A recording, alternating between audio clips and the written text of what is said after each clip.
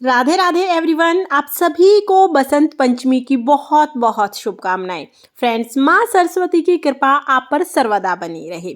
बसंत पंचमी के दिन ज्ञान, बुद्धि, विवेक और संगीत की देवी माँ सरस्वती का पूजन किया जाता है।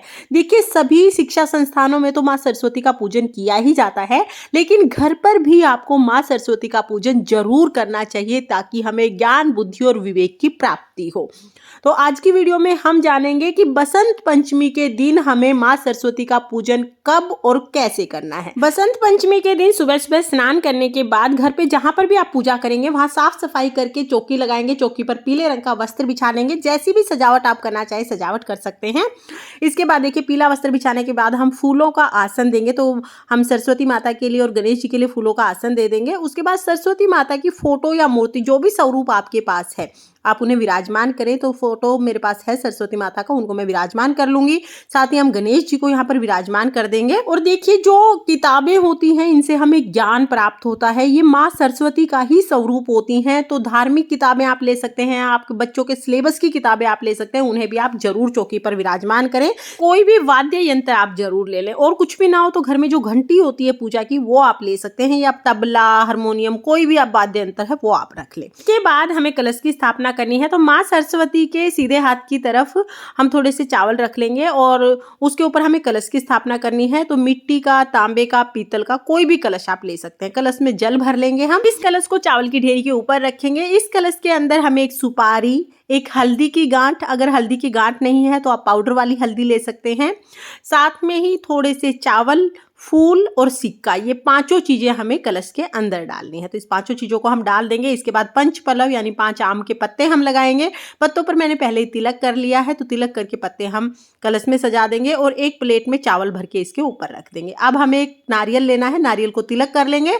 आपके पास पीले रंग का नया वस्त्र है तो आप वो नारियल के ऊपर लपेट दें। अगर वस्त्र नहीं है तो आप कलावा लपेट लें और नारियल का मुख अपनी तरफ करते हुए हम कलश के ऊपर रख देंगे। इस तरह से कलश की स्थापना हो जाएगी। अब हमें क्या करना है, चौकी हमने लगा ली है। अब हम अपने हाथ में फूल लेकर संकल्प करेंगे, हे सरस्वती माता, आज मैं आपके निमित्त ये पूजा कर रही हूँ या कर रहा हूँ। आप मेरी पूजा को स्वीकार करें और मेरी मनोकामनाओं को पूर्ण करें। ये कह के हम ये फूल माता के चरणों में छोड़ देंगे। इसके बाद हमें अपनी पूजा शुरू करनी है। तो देखिए, चौकी हमने लगा ली है, संकल्प भी हमें कर लिया है। उसके बाद सबसे पहले हम स्नान कराएंगे। तो भाव रूप में स्नान कराने के लिए जल के छींटे हम लगा देते हैं। तो फूल से हम जल के छींटे लगा देंगे। उसके बाद हम देसी घी का दीपक जलाएंगे। आप देसी घी का दीपक जला सकते हैं, या आप चाहें तो आप तिल के तेल का दीपक भी जला सकते हैं। स्नान हमने करा ही दिया था। अब वस्त्र स्वरूप सभी को हम कलावा समर्पित कर देंगे। तो गणेश जी को कलावा समर्पित कर देंगे, साथ ही गणेश जी को हम जनेऊ समर्पित करेंगे। इसके बाद हम माता सरस्वती को कलावा समर्पित कर देंगे और माता सरस्वती को पीले रंग की चुनरी हम उड़ाएंगे। अगर पीले रंग की चुनरी किसी कारण से नहीं मिलती है तो पीला कोई भी कपड़ा आप ले सकते हैं, नया होना चाहिए।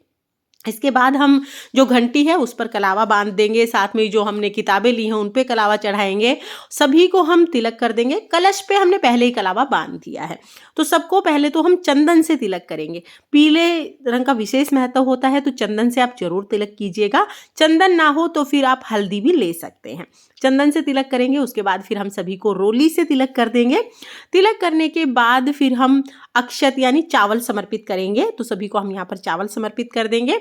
उसके बाद हम फूल समर्पित करेंगे। तो गणेश जी को हो सके लाल रंग के फूल समर्पित करें, और सरस्वती माता को पीले और सफेद रंग के फूल समर्पित किए जाते हैं। तो पीले और सफेद रंग के जो भी फूल आपको मिल जाए आप वो समर्पित करें। कि बसंत पंचमी के पूजन में फूलों का बहुत महत्व है, तो फूल आप जरूर समर्पित कीजिएगा। साथ ही गणेश जी को हम दुर्वा घास समर्पित करेंगे। उसके बाद हम माँ सरस्वती को श्रृंगार का सामान समर्पित करेंगे। तो आप चाहें तो आप 16 श्रृंगार समर्पित कर सकते हैं, या 5, 7, 9 जितनी चीजें श्रृंगार की अवेलेबल हो आप वो माँ सरस्वती को समर्पित करें। तो यहाँ पर हम श्रृंगार समर्पित कर देंगे। इसके बाद एक पान के पत्ते पर सुपारी, पताशा, लौंग, इलायची, ये पान हम समर्पित कर देंगे। मीठा पान मिल जाए तो मीठा पान समर्पित कर सकते हैं, नहीं तो ये चीजें रखिए आप पान का पत्ता समर्पित कर सकते हैं। और जब भी आप सरस्वती जी का पूजन करें तो मोर पंख हो सके तो जरूर जरूर उनके पास रखें। तो मोर पंख हम रख देंगे। इसके बाद हम भोग लगाएंगे। तो भोग में बसंती मीठे चावल का भोग लगाया जाता है। तो बसंती मीठे चावल बना के आप भोग जरूर जरूर लगाएं। उसके साथ ही हम पताशे का भोग लगा देंगे। उसके बाद हम फलों का भोग लगाएंगे तो जो भी फल अवेलेबल हो आप उनका भोग लगा सकते हैं। हो सके तो बेर का भोग आप जरूर लगाइएगा, क्योंकि इस समय पर ये ऋतु फल है, बहुत आसानी से मिल भी जाएगा और माँ सरस्वती को बहुत प्रिय है। तो बेर का भोग हम यहाँ पर माँ सरस्वती को समर्पित कर देंगे। इसके साथ ही हम 1 लोटा जल समर्पित करेंगे, क्योंकि जल के बिना भोग हमेशा अधूरा रहता है। जल समर्पित करने के बाद हाथ जोड़कर माँ सरस्वती से, गणेश जी से, सभी देवी देवताओं से भोग ग्रहण करने के लिए प्रार्थना करेंगे। फिर हम दक्षिणा समर्पित कर देंगे। इसके बाद हम धूप दीप दिखाएंगे। और अगर आप कोई पाठ करना चाहते हैं, कोई आप कथा सुनना चाहते हैं, तो इस समय पर आप पाठ या कथा कर सकते हैं। उसके बाद फिर हमें आरती करनी है। तो देखिए, आप चाहें तो जो दीपक आपने जलाया है आप उससे आरती कर सकते हैं, या आप चाहें तो कपूर से भी आप आरती कर सकते हैं। तो यहाँ पर मैं कपूर से आरती कर रही हूँ। बहुत ही प्रेम पूर्वक पहले हम गणेश जी की आरती करेंगे, फिर हम माँ सरस्वती की आरती करेंगे। और आरती करते समय घंटी जरूर बजाइएगा, क्योंकि वाद्य यंत्र का बजाया जाना आज के दिन बहुत ज़्यादा शुभ माना जाता है। तो बहुत प्रेम पूर्वक हम आरती करेंगे। आरती करने के बाद माँ सरस्वती से ज्ञान बुद्धि विवेक देने के लिए प्रार्थना करेंगे और अपने बच्चों के उज्जवल भविष्य के लिए प्रार्थना करेंगे। आरती करने के बाद हाथ में थोड़ा सा जल लेंगे, सीधे हाथ में थोड़ा जल लेके आरती के ऊपर से हम 2 बार इस तरह से वार देंगे। इस तरह से माँ सरस्वती का पूजन पूर्ण हो जाएगा। पूजा करने के बाद जो हमने जल लिया है ये सूर्य देवता को अर्घ्य दे देंगे, और जो भी भोग प्रसाद चढ़ाया है ये प्रसाद स्वरूप सभी में हम बांट देंगे। तो इस तरह से हमें माँ सरस्वती का पूजन करना है। और हाँ, ध्यान रहे, बसंत पंचमी के दिन जब आप माँ सरस्वती का पूजन करें तो अपने बच्चों को साथ में बिठा के पूजन करें, और बच्चों के सिलेबस की बुक्स का पूजन भी आप जरूर करें। तो इस बात का आप ध्यान रखें, ताकि बच्चों को ज्ञान बुद्धि और विवेक की प्राप्ति हो, क्योंकि विद्या बहुत ज़्यादा जरूरी है जीवन के लिए, और विवेक भी बहुत जरूरी है। तो इस तरह से माँ सरस्वती का हम पूजन करेंगे। और इस वर्ष यानी 2024 में 14 फरवरी को बसंत पंचमी मनाई जाएगी, और 14 फरवरी को माँ सरस्वती के पूजन का जो शुभ मुहूर्त है वो सुबह 7 बजे से और दोपहर 12 बजे तक, यानी सुबह 7 बजे से 12 बजे तक किसी भी समय आप माँ सरस्वती का पूजन कर सकते हैं। फ्रेंड्स, ये थी बसंत पंचमी पर सरस्वती पूजन की संपूर्ण विधि जो मैंने आपके साथ शेयर की। आई थिंक आपके सभी डाउट्स क्लियर हो गए होंगे, लेकिन फिर भी अगर कोई डाउट है तो आप कमेंट करके पूछ सकते हैं। मैं रिप्लाई करने की पूरी कोशिश करूंगी। और अगर ये वीडियो आपको पसंद आई हो, वीडियो आपके लिए थोड़ी बहुत भी यूजफुल हो, तो प्लीज़ वीडियो को लाइक कर देना। और हम महिलाएं घर में तीज त्योहार कैसे करेंगे ये देखने के लिए मेरे चैनल को सब्सक्राइब कर लेना।